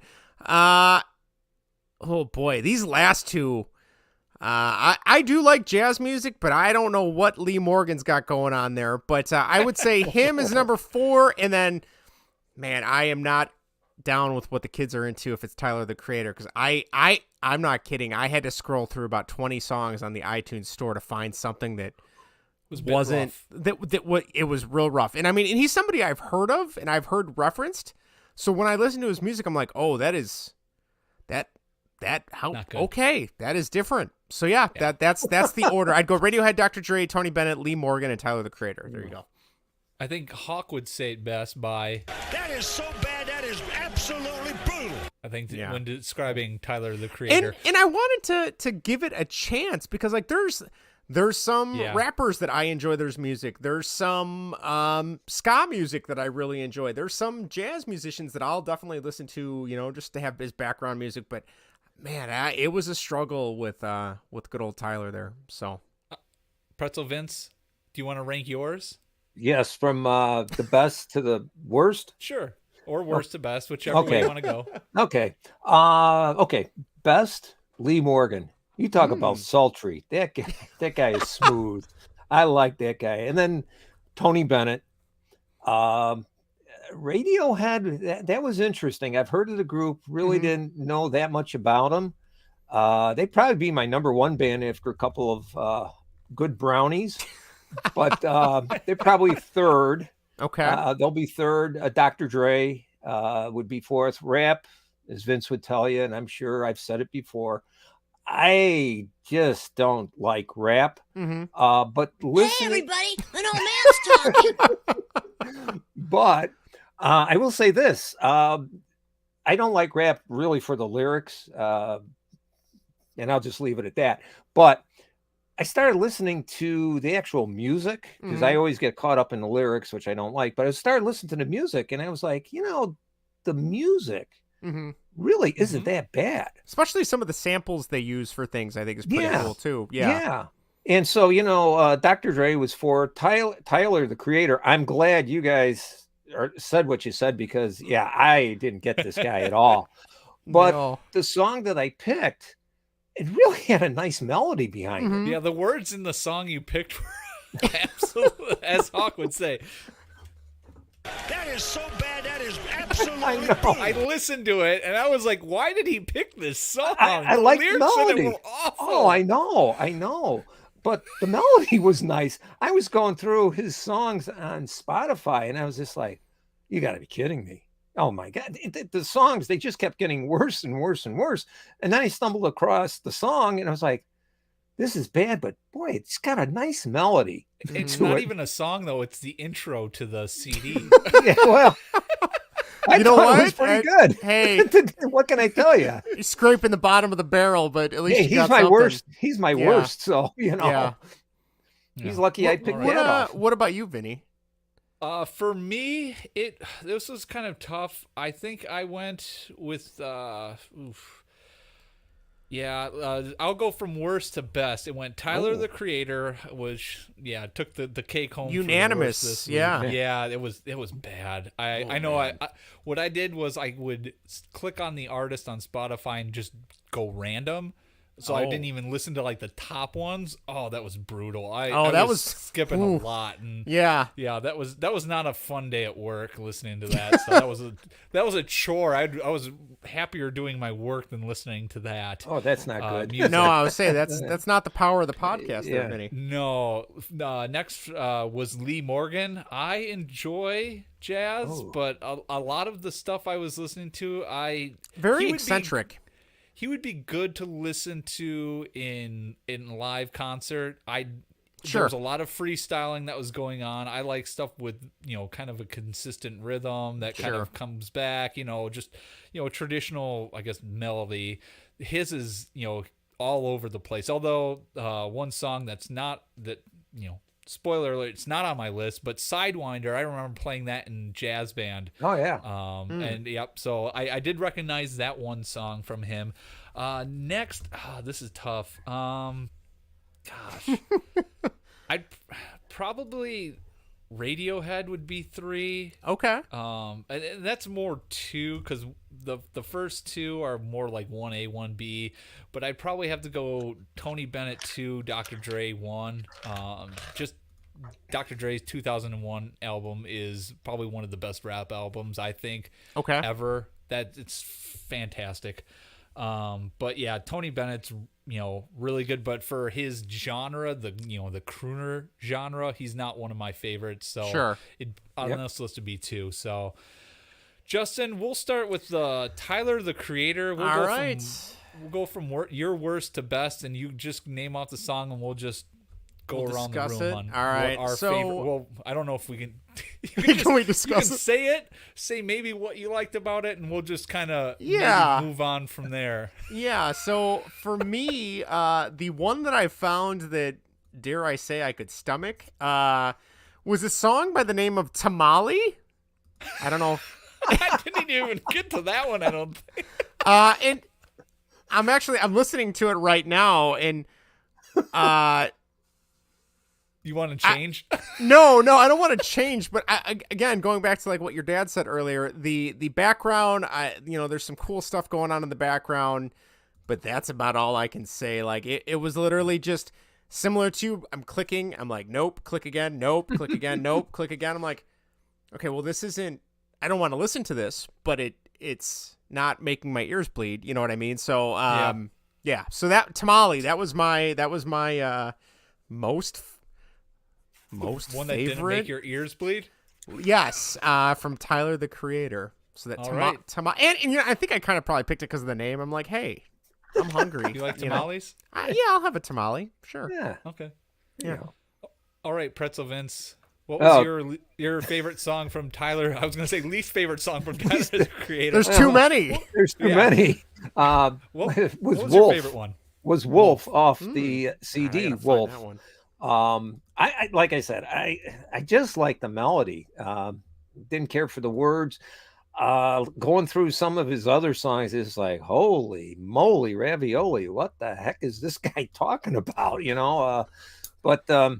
Yeah, I like the melody of the Wolf. He's got some other songs out there, or whatever you call them, where the melody isn't too bad. No. But like I said, the lyrics, it's like, holy Christ, what's going on? Mm-hmm. Yep. Okay. For me, Tyler the Creator, it was What's Your Name? All right, hold on, I gotta find that one. Kind of like down. You guys, it had more of an R&B melody to it, so I really enjoyed that. The lyrics actually, I guess I actually couldn't really get the lyrics. I wasn't paying really any attention to that, but it wasn't as bad as some of the other stuff. But I really enjoyed the melody in What's Your Name. So that was my favorite Tyler the Creator That song. must be a pretty deep cut, Vinny, because I cannot find that one. That one was on Spotify. Okay, did you know Tyler the Creator did a version of You're a Mean One, Mr. Grinch on the Dr. Seuss The Grinch original soundtrack from a couple of years ago, the animated movie that came out? I did not know Really? that. I'm going to have to look that one up. Yeah, it's a minute 48, so it's quick. It really it gets you in. You get the point. There's Who's and all that, Whoville and all that crap, and then you move on. So, whew, boy, all right. Justin, your number 4 was that Tony. Oh no, it was Lee Morgan. Morgan, yes. So again, Vinny, I think I have to echo a lot of what you said. I mean, growing up, being in jazz band, playing the trumpet, marching band, all that kind of stuff. Sidewinder did sound familiar too after you mentioned that, but the one that kind of caught my ear, and I think it's because it's been played by other musicians as well, and that was A Night in Tunisia. Okay. So, yeah, just very chill. I believe there's some saxophone in there I could tell right away. But yeah, like you said, Vinny, going through and scrolling through all his stuff, it was just very, this is going to be hard for the two of you to believe, but I really like that regimented, here's the melody, here's the this, and having something to follow as opposed to the very just, not experimental, but, freeform, I guess is what you would call it. So. Other breaking news. Water. Wet. I know me liking a routine and I knowing what to expect. I was in an orientation meeting for work, and they're like, "Can you describe yourself?" I'm like, "I am very type A. I like to have everything." And they're like, "Oh, really?" I said, "Yeah, really." So yeah. A Night in Tunisia. I enjoyed it. It was fine. So. Did you hear his version of Yesterday? No, I did not. No, okay. That wasn't on Spotify. I'll have to look that one up. That was that's okay. I'll just save my comments for him later. Well, you're next, okay, Vince, and Lee Morgan is the next one. We're just following Justin's best. Okay, so we're gonna follow. Okay. So I like Lee Morgan. It reminds me of that old. Well, it kind of reminds me of Bosch, the TV show with the jazz that they play. Yeah, in that's the a good background. point. Jazz back in the 50s got to be the point where it was real cool to be laid back and to do things that were not regimented, because before, usually in jazz, you play the song the way it's written, then you go into maybe three times through the song with everybody doing their own little thing. Okay. And then you come back to like the fourth or the fifth version of the song, and you wrap it up as the way the song was written. And so back in the 50s, it got to be the point where you're going to be really cool, and you might start out the song. And this is using Over the Rainbow because we saw the musical yesterday at the Fireside Theater. But, you start somewhere over the rainbow.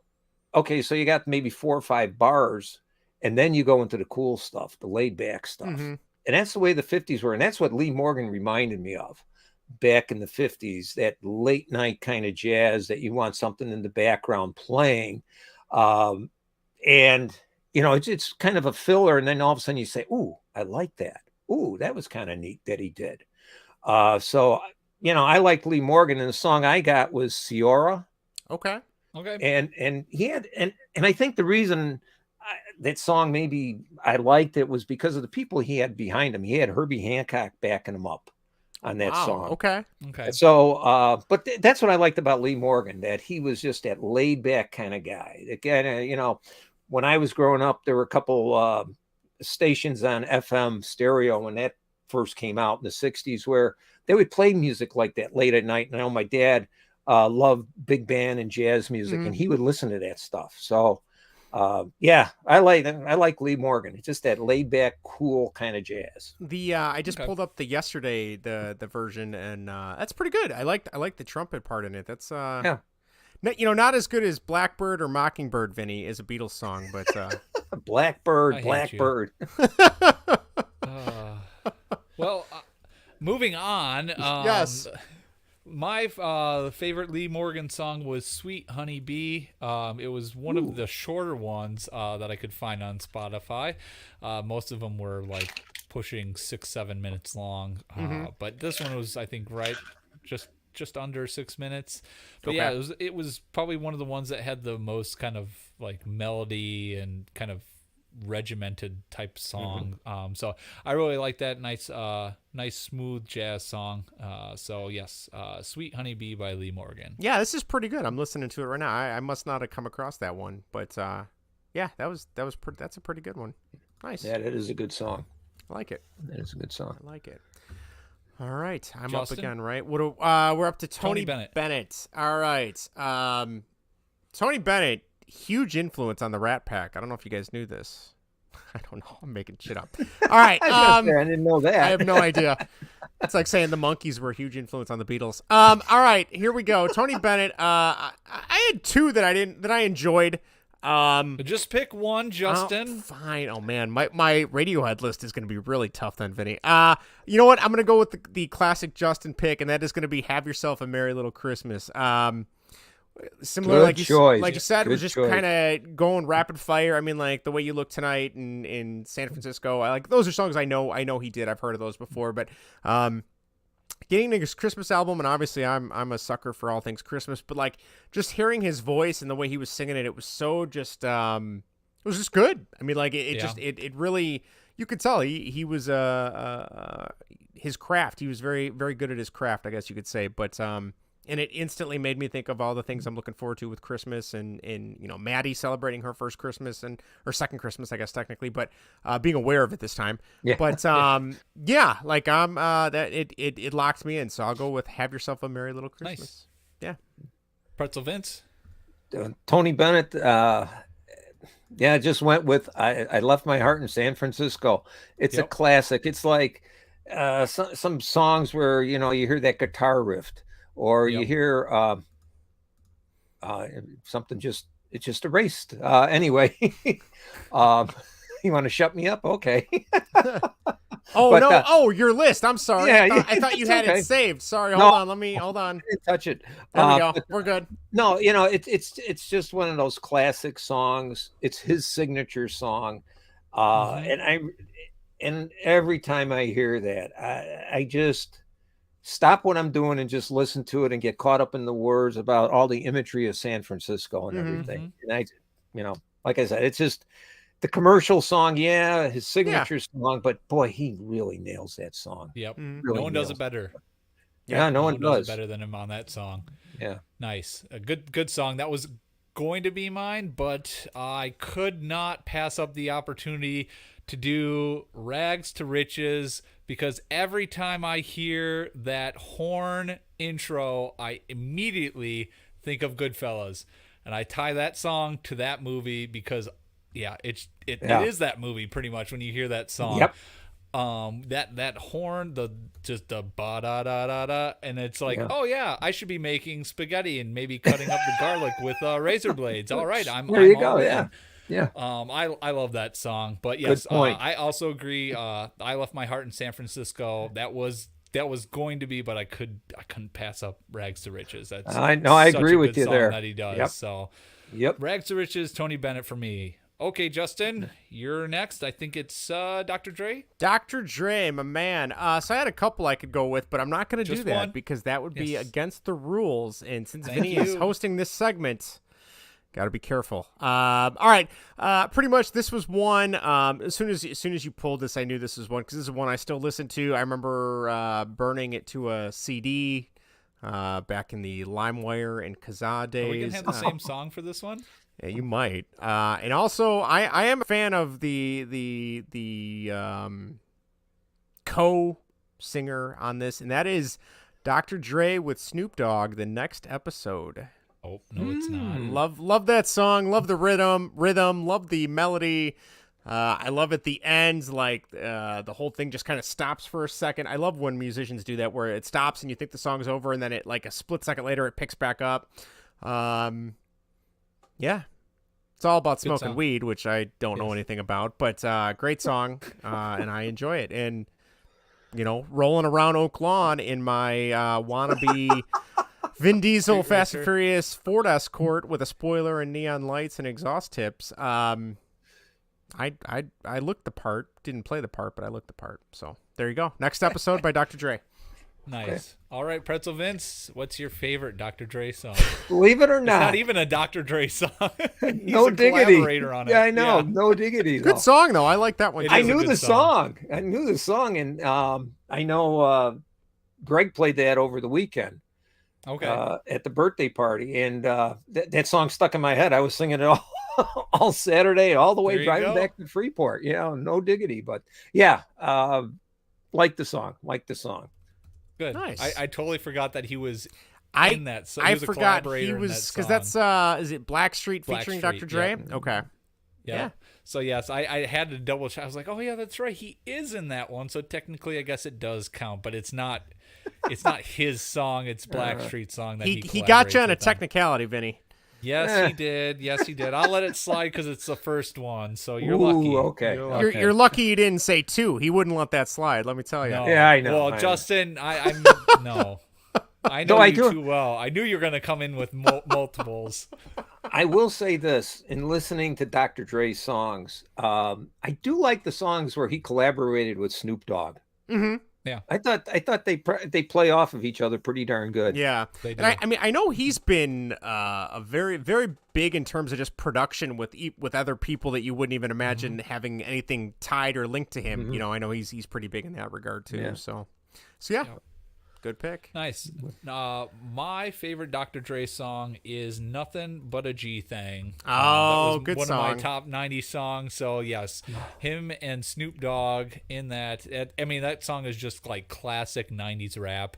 The Chronic, it probably isn't, like I said, 2001, the album 2001 is his best one. And probably one of the best rap ones, but yeah, Nothing But a G Thing on the Chronic was my favorite. It still is my favorite Dr. Dre song. So yeah, the Chronic album, that's like pretty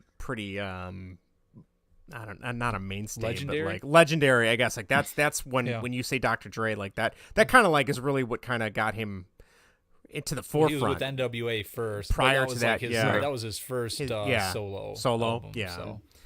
Nice, good pick. Yeah. Yep. Very On nice. to Radiohead, Justin. All right. This when you said this, I'm like, all right, I can at least latch on to Radiohead because that is something I would listen to on a regular basis. There were many because I have quite a few saved on my computer, but this one was actually one that I had found from another podcast. They played it, I think, as like an outro song because they don't do a YouTube version, so they don't have to worry about copyright stuff. But that is the song "Just" by Radiohead. It's got a really cool. Vinny, is that yours? That's mine. I love that song. I know, that's so great. It is so, and it's not like it's not like one of their hits like High and Dry or Karma Police is like that. I didn't want to pick that because that's like the most popular, one of their most popular songs. But it's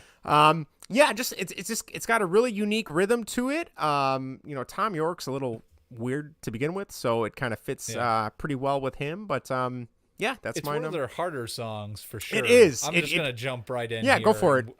Yeah, but I agree. It's one of their like kind of more rocky songs. Most of their other songs are kind of mellow, dark. Yeah, dark is a mellow. great way Karma Police is a very dark song. Very dark song. I love the piano riff in that. That almost was mine. It was between Just and Karma Police, but Just I think overall is I like that song overall more than like the Karma Police, the piano riff. I really enjoy that. I always get that stuck in my head when I hear that song. Yeah, Karma Police, the video for that song. Do you remember? Did you ever see the video for that song, Vinny? No, you see all the videos. I know. I grew up watching a lot of MTV and VH1, but that video is very haunting. It's just it's Tom York, the lead singer, in the back of like a Buick LeSabre from like the 70s, 80s, and they're following a dark road. There's no lights. You just see the headlights, and they're following this older man, and he's trying to run away from the car, and he's stumbling, and he falls, and he gets up, and and then at the very end,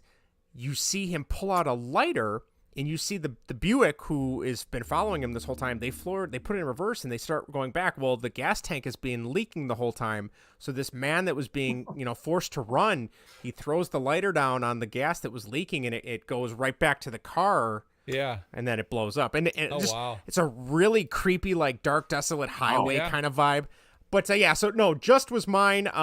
Runner up, one that I almost picked just because I remember listening to a lot in high school. And Vinny, I don't know if you remember this one. They had a song called "There There," which has a really weird melody, a little bit faster, but definitely not rock. Because I wouldn't, or not hard rock, I would say. But so I can't believe we have the same one. I am shocked. I know. I couldn't believe that either. Wow, that's awesome. I love it. Great. I would say, do you like ska, right? Yeah. Yeah. Streetlight Manifesto does a cover of that song, and that's where I've heard it first. Really? And then I heard that Just by Radiohead, and I was like, this song sounds familiar. Where did I hear this before? And Streetlight Manifesto. Give that a listen. Check you might that like out. it. Huh. Nice. All right, sorry, Pretzel Vince. No. I kind of jumped you on that one, but that's okay. That's okay. I just can't believe you guys didn't like the song I picked. Oh, it didn't even come up on my. I'll be curious. I'm very curious. I had two songs with Radiohead that I was going back and forth. I will let you do two because you already screwed up before. So you know what? Screw up again and do two songs. Okay. First, the song that I chose was the song "You." Okay. It had a hard rock, good driving guitar.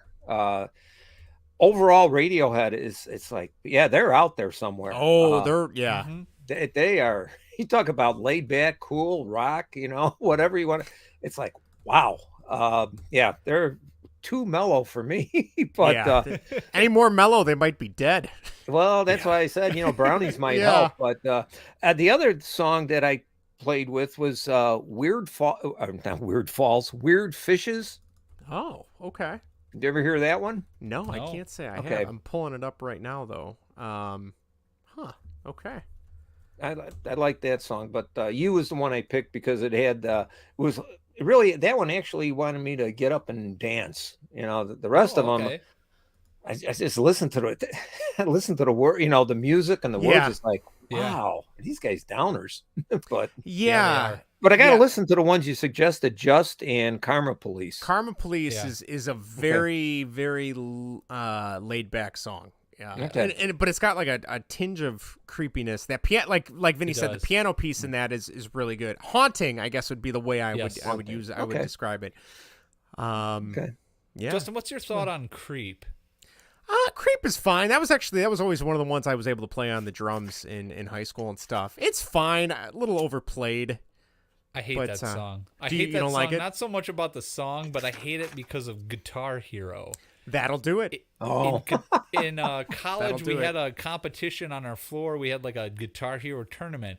You get to pick 3 songs, and the person you were going up against, you would flip a coin. Whoever gets to pick first gets to pick 2 songs.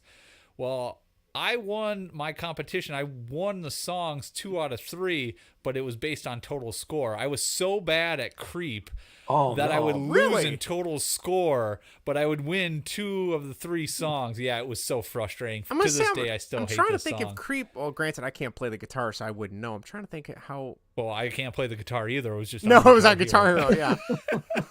The drum part is fairly easy. If you ever want me to show you the drum part, Vinny, I can hook you up there. But, that's okay. I try to avoid hearing that song. Okay, fair enough. Fair enough. Well, that was good. I for the first musical mayhem, I enjoyed it. And first hosting duty, Vinny. Look at you. Yeah, I know. Thank you. Nothing broke. It was awesome. No, nothing did, except you did try to sneak in multiple songs, and Pretzel Vince did just blow up the entire thing by picking someone. You gotta have actually come up with the song and picking 2 songs. So we did have Kristen, former colleague of mine. She wrote in. She said her favorite Radiohead song is "True Love Waits," and I did listen to it. Very, very slow. Just very slow. Nothing like Just or any of these other songs we've discussed so far. I was kind of surprised it was them. It was just very, very laid back, very, very mellow. Very, very mellow. So thank you to her for writing in. I know your sister Erica was not happy with the music selection we chose. She'd even pick a Dr. Dre song. So I know. I thought for sure we'd get an Eminem reference from her. Well, she wanted me to do the whole Michael Scott, Eeny, Meeny, Miny, Mo, and pick bands that I've heard of or people. This is the definition of definition of mayhem. Of random, like mayhem and random. Like this is drawn at random. Like I would never in a million years pick Tyler the Creator. Yeah. To thumb through his songs. No way would I do that. So yes, this is going to be completely random. And the thing is, like you said, Justin, earlier, this is a way for people to find maybe new music they like.